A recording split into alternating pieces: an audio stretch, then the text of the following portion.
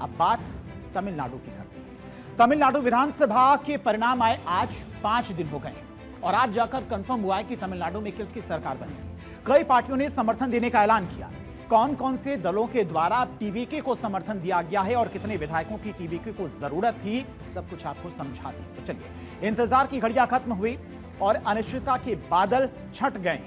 TVK ने न केवल सबसे बड़े दल के रूप में अपनी ताकत दिखाई, बल्कि समर्थन के साथ उस जादुई आंकड़े की दीवार को भी ढा दिया है जो अब तक जीत के आड़े आ रही थी। सहयोगी दलों के साथ आने से सत्ता का समीकरण अब पूरी तरह से बदल चुका है। टीवीके को जादुई आंकड़े से ज्यादा का समर्थन मिल चुका है और माना जा रहा है कि कल सुबह 11 बजे टीवीके के प्रमुख विजय मुख्यमंत्री पद की शपथ ले सकते हैं। शनिवार की सुबह 11 बजे टीवीके प्रमुख मुख्यमंत्री की शपथ लेंगे और इसके साथ ही राज्य को नया मुख्यमंत्री मिल जाएगा।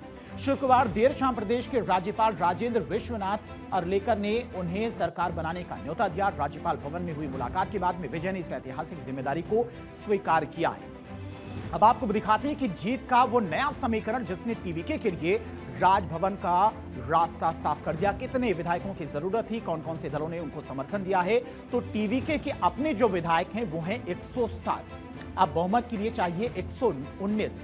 कांग्रेस की तरफ से 5 विधायकों का समर्थन मिला, सीपीआई की तरफ से 2 विधायकों का समर्थन मिला, सीपीएम की तरफ से 2 विधायकों का समर्थन मिला और वीसीके की तरफ से भी 2 विधायकों का समर्थन मिला। उसके बाद आईयूएमएल की तरफ से भी 2 विधायकों ने अपना समर्थन विजय को दिया। इसके अलावा एएमएमके एक विधायक इनका था और उसने भी विजय को अपना समर्थन दिया है। सरकार बनाने के लिए 118 विधायकों की जरूरत थी, यानी कि बहुमत के लिए, लेकिन अब समर्थन 119 का विजय के पास में है, यानी कि अब पूरी ताकत के साथ में एक्टर विजय अपनी सरकार बनाने जा रहे हैं और तमिलनाडु को पहला मुख्यमंत्री ऐसा मिलने जा रहा है जो कि इतनी संख्या में पहली बार चुनाव लड़कर सीटें जीता हो।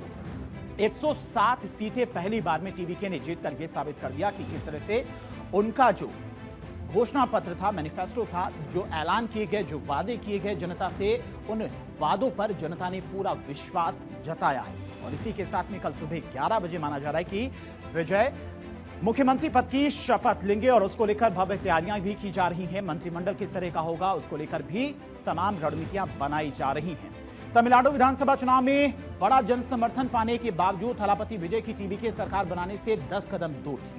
वजह थी कि टीवीके सबसे बड़ी पार्टी तो बनकर उभरी, लेकिन स्पष्ट बहुमत न मिल पाने के कारण सरकार का गठन नहीं कर सकी और इसके बाद कांग्रेस ने टीवीके को समर्थन दिया था। थलापति विजय समर्थन के साथ राज्यपाल से मुलाकात करने पहुंचे थे, तब राज्यपाल ने उन्हें लौटा दिया था और 118 हस्ताक्षर लाने को कहा था। इसके बाद थलापति विजय गुरुवार को एक बार फिर से राज्यपाल के पास पहुंचे, लेकिन राज्यपाल अपनी 118 हस्ताक्षर की बात पर अड़े रहे और दोबारा उन्हें खाली हाथ लौटा दिया। लेकिन अब जब 6 पार्टियों ने समर्थन दे दिया है तो थलापति विजय का मुख्यमंत्री बनना लगभग कंफर्म हो चुका है। हालांकि खबर यह भी है कि सरकार बनाने के लिए 2 धुर विरोधी भी अंदर खाने बातचीत करें, यानी कि आने वाले दिनों में तमिलनाडु में बहुत कुछ देखने को मिल सकता है और टीवीके की ये गठबंधन वाली सरकार कितने दिन चलती है इस पर भी सबकी नजरें टिकी हुई हैं। खबर है कि धुर विरोधी और एक दूसरे की छाया से भी परहेज करने वाली डीएमके और एआईएडीएमके जैसी पार्टियां हाथ मिलाने को तैयार हैं। अगर यह संभव हुआ तो यह सिर्फ तमिलनाडु ही नहीं बल्कि देश की राजनीति का सबसे बड़ा और चौंकाने वाला राजनीतिक यू टर्न माना जाएगा, क्योंकि तमिलनाडु की पॉलिटिक्स में डीएमके एआईएडीएमके सिर्फ 2 पार्टियां नहीं बल्कि 2 दशकों से एक दूसरे के खिलाफ खड़ी 2 विचारधाराएं हैं और 2 राजनीतिक विरासतें हैं। अगर ये दोनों साथ आते हैं तो एक नया गठबंधन भी बनता हुआ नजर आएगा। पिछले 50 सालों से डीएमके और एआईएडीएमके दोनों एक दूसरे के विरोधी रहे, लेकिन खबर है कि दोनों हाथ मिलाने के लिए तैयारी कर रहे हैं, हाथ मिलाने को तैयार हैं 2 धुर विरोधी। किस तरह से प्लानिंग की जा रही वो भी आपको बताते हैं। बीजेपी से अलग हो सकती है एआईएडीएमके। बीजेपी के साथ गठबंधन करके विधानसभा का चुनाव लड़ा था, लेकिन अब डीएमके के साथ में गठबंधन की खबरें हैं तो बीजेपी से एआईएडीएमके अलग हो सकती है। एआईडीएमके और डीएमके के बीच बातचीत की खबरें भी निकलकर सामने आ रही। माना जा रहा है कि दोनों दलों के बीच में बातचीत का दौर शुरू हो चुका है। बीजेपी से संबंध तोड़ने पर एआईएडीएमके और डीएमके साथ आ सकते हैं। हालांकि बीजेपी अगर बात की जाए तमिलनाडु में सिर्फ 1 सीट पर जीत पाई है, लेकिन एआईएडीएमके और डीएमके साथ आते हैं तो दोनों भविष्य में सरकार बनाने का दावा कर सकते हैं, क्योंकि दोनों के पास में संख्या बल मौजूद है। एआईएडीएमके और डीएमके को मिलाकर 106 सीटें दोनों दलों के पास में हैं।